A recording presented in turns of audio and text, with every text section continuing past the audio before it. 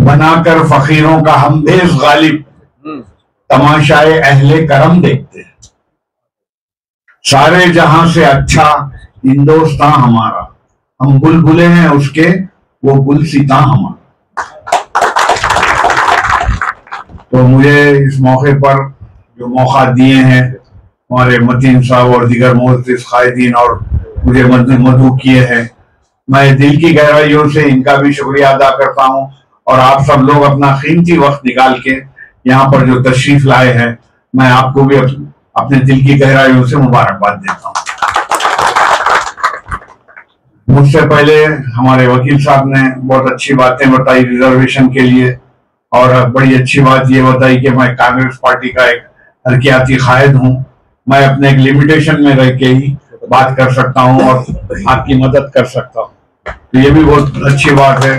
अभी मैं आने के बाद देखा कि हमारे राजेंद्र नगर से भी इलेक्शन में कॉन्टेस्टेड किए थे, डिफीटेड एमएलए डी साहब ने भी बड़ी अच्छी बातें बताई। तो मैं इस मौके पे ये कहूंगा, रिजर्वेशन के लग़वी माने बहुत लोगों को कम मालूम है। रिजर्वेशन इस मुल्क में क्यों लाया गया, रिजर्वेशन क्यों आया, की तशरीह करना बहुत जरूरी है। मुल्क की आजादी से पहले पसमानदा तबकात, दलित, बीसी और भी दूसरे जो लोग थे, वो लोग आदिवासी, ऐसे लोगों को जो है बड़े जात के लोग शहर से दूर रखा करते थे। इनको कोई ऐसा, उनके पास कोई ताकत नहीं थी कि भाई इसके उनके मुखालिफत में जिनके पास काम करते थे खड़े हो जाए, हमको भी बराबर की नजर से देखो बोलने का ये अख्तियार नहीं था।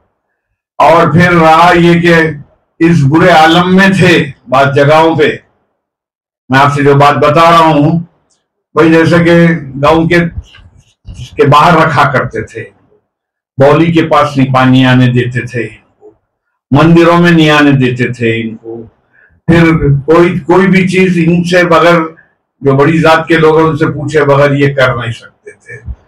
फिर ये लोगों को गोश्त वगैरह ये वो बहुत सारे जो खाने पीने की चीजें वो भी फराहम नहीं करते थे। तो ये लोग मरे हुए जानवर, कोई आपकी भैंस मर गई, मैं अपने आंखों से देखूं अफजल सागर में बकरी मर गई, भैंस मर गई, कोई भी जानवर मर गया, तो वहां पर अफजल सागर के अंदर फौरी मानकर बस्ती थी, उनको बुलाए तो वो लोग आते थे, लेके जाके वो मरे हुए जानवर की साफ सफाई करके उसे बेहतरीन अंदाज से खा लेते थे, क्योंकि उनको कोई मौके नहीं थे। उनके साथ ये सब ज्यादतियां थी भाई। जैसे कि अभी कुछ दिन पहले भी आप देखे घोड़ी पे बैठ के छोटी जात का आदमी जा रहा है, बड़ी जात का आदमी बैठा हुआ है, तू घोड़ी पे कैसा बैठा, लिहाजा उतार के मारो, घोड़ी पे बैठ के नहीं जाना हमारे सामने। हर बहुत किस्म के जुल्म ज्यादतियां हुए, अभी भी होते हैं जो पसमानदा लोगों के साथ।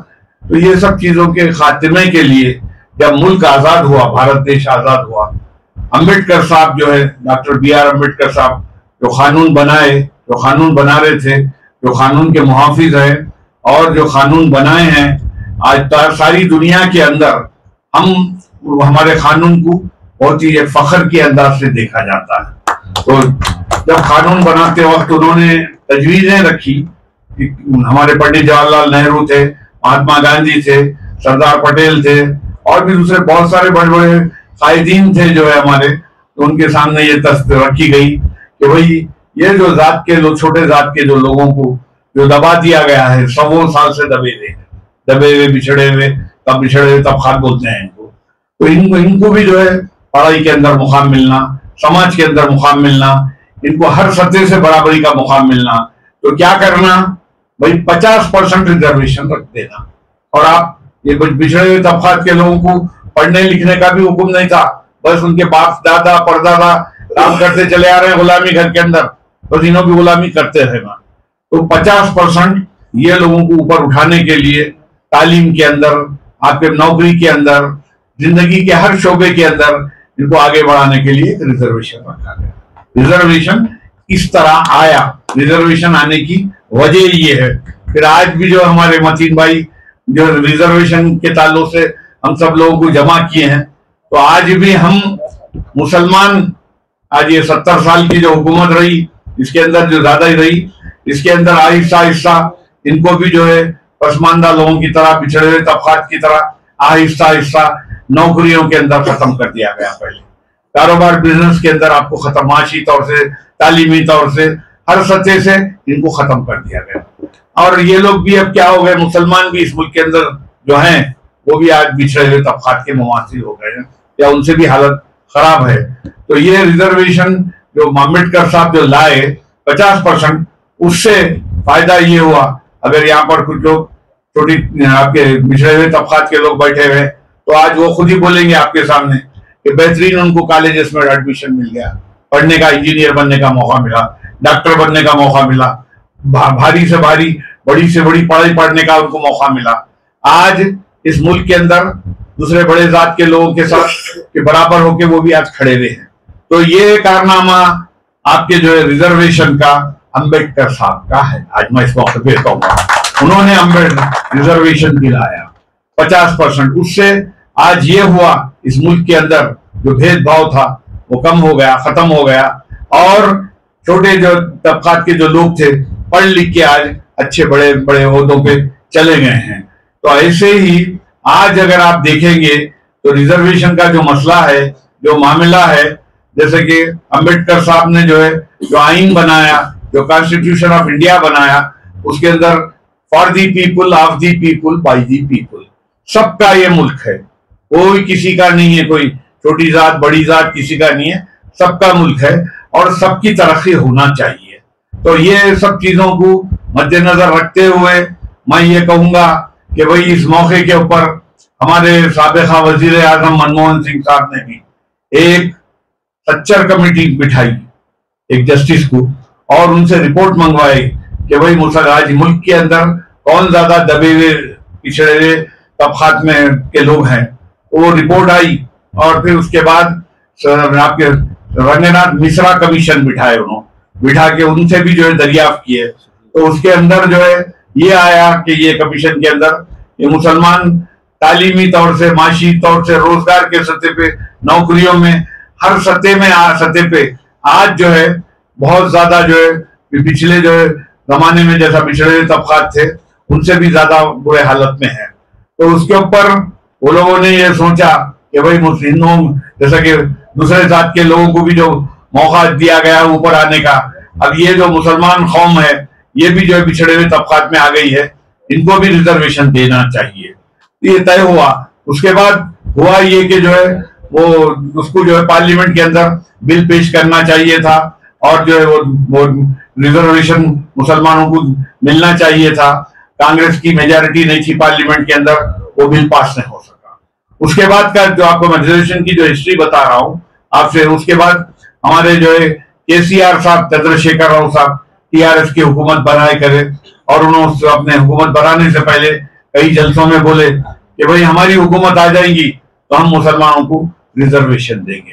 तो उन्होंने अपनी बात की लाज रख ली और एक सुधीर कमीशन बिठाए उन्होंने 2016 में। उस सुधीर कमेटी की तरफ से एक रिपोर्ट आई कि भाई वाकई मुसलमान बेइंतहा बैकवर्ड है माशी तौर से, इकोनॉमिकली, इनको रिजर्वेशन दिया जा सकता। फिर असेंबली के अंदर हुआ ये कि उसको रखा गया और बिल पास किया गया। बिल पास करके उसे सीधा सीधा पार्लियामेंट को वजीर आजम और प्रेसिडेंट ऑफ इंडिया के पास भिजाया गया। वो रहा ये कि अब जो मौजूदा हुकूमत है, हम जो देख रहे हैं आज जो 10-11 साल से जो बीजेपी की हुकूमत है, वो जो एक फिरका परस्त हुकूमत है, उन्होंने जो है वो बिल को जो है फेल कर दिया। उसके बाद अब रहा ये कि आपके इलेक्शन से पहले कांग्रेस की हुकूमत ने भी डिक्लेरेशन दिए, 6 डिक्लेरेशन के अंदर आपको जो है रिजर्वेशन भी देने की बात कही, और भी मुसलमानों के साथ जो जो नाइंसाफियां हैं वो पूरे करेंगे बोल के वो वायदा करे। तो अब मौजूदा सिचुएशन में जो है यहाँ पर जो है स्टेट के अंदर 42% रिजर्वेशन देने का एक तय किए हैं, जिसमें बीसी बहुत बड़ी तादाद में है, और उनके साथ भी हर सेक्टर पे, हर महाज पे नाइंसाफी हुई। उसके साथ साथ 42 के अंदर 12% मुसलमानों को भी जो है इकोनॉमिकली बैकवर्ड। आम मुसलमान को नहीं है इसके अंदर, माशी तौर से जो पसमानदा है, इकोनॉमिकली जो मुसलमान जो बैकवर्ड है उनको भी हम देंगे बोल के बोले। तो अब रहा ये कि क्योंकि अब ये बीजेपी की हुकूमत वो बिल को कैसा भी 42% रिजर्वेशन को रोकने के लिए मुसलमानों को नहीं देना। अरे भैया आप मुसलमानों को दे रहे कहा, मुसलमानों को रिजर्वेशन नहीं दे रहे आप।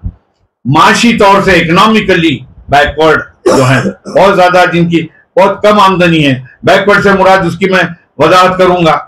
आज देखिए आप शहर हैदराबाद के अंदर, तेलंगाना के अंदर, आप हिंदुस्तान के अंदर सर्वे करके देखिए।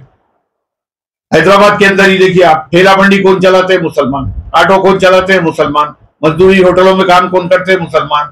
हर सतह से मुसलमान आज जो है पसमानदा है, बैकवर्ड है। तो वैसे लोगों में भी कुछ कास्ट को जो है, जैसे कि पत्थर फोड़ने वाले हैं, आपके रुई का काम करने वाले हैं, कई एक कैटेगरीज है, वो कैटेगरी के लोगों को, उसमें कुछ दांतों को इकोनॉमिकली जो बैकवर्ड हैं उनको रिजर्वेशन देने का तय हुआ।